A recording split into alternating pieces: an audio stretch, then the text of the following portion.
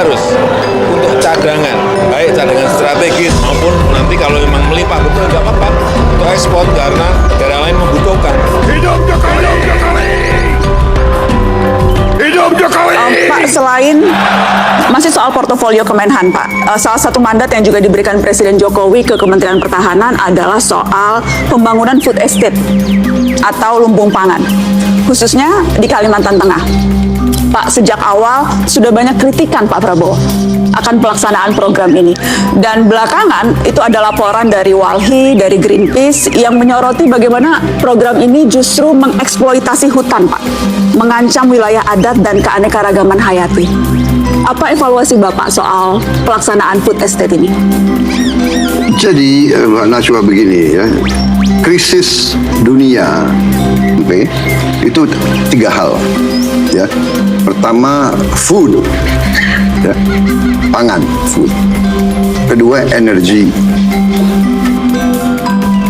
BBM dan sebagainya. Yang ketiga adalah water, air. Ya, food, energy, water. Ini tiga hal yang kritis. Setelah kita analisa, ini 4 tahun yang lalu, kita melihat bahwa untuk mengamankan Indonesia dari krisis ini, kita harus amankan pangan dan energi. Dan salah satu jalan keluar yang mutlak adalah food estate. Ya. Yang ini penting, kita juga harus menjaga kelestarian alam dan lingkungan hidup. Sangat penting. Di Indonesia ini kalau tidak salah angka terakhir yang saya ingat sudah lebih dari 80 juta hektar hutan yang sudah rusak. Ini gagasan kita waktu itu, ini kita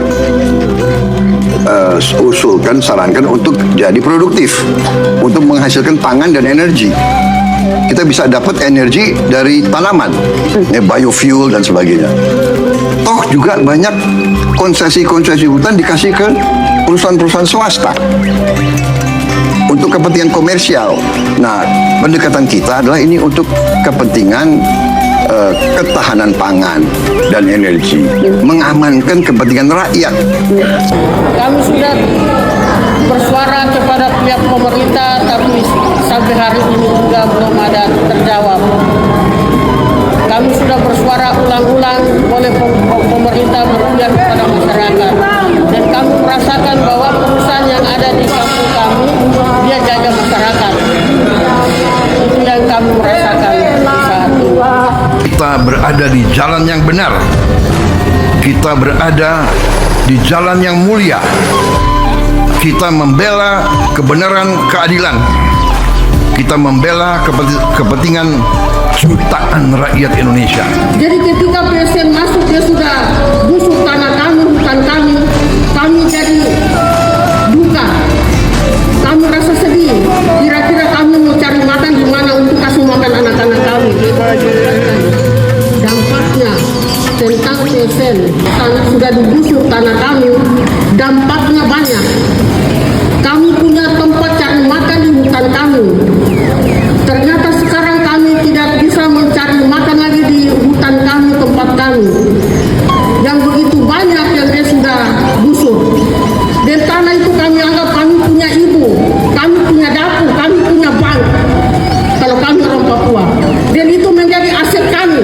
Dari leluhur kami sampai sekarang, sampai hari ini.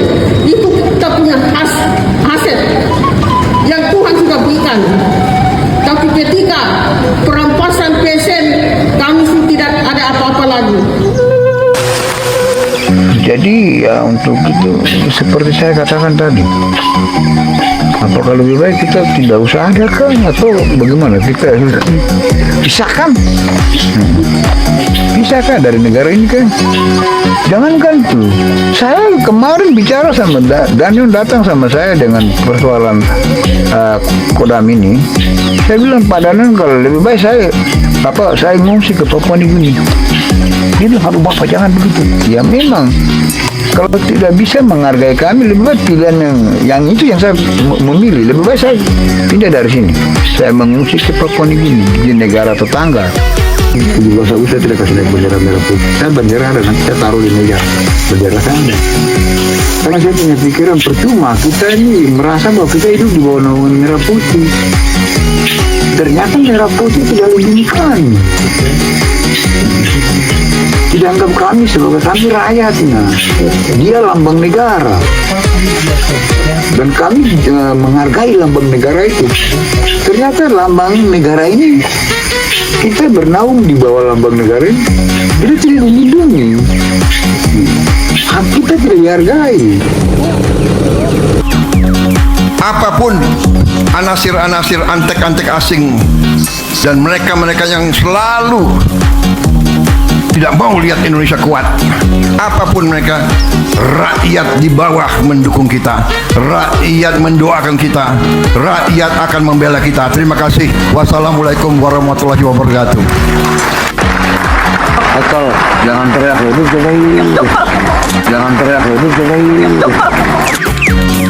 Apa nggak cukup dampak deforestasi kemarin di Sumatera, Aceh dan Sumut tuh yang menderita? 80 juta hektar hutan yang rusak. Indonesia gelap karena batu baranya dikorupsi.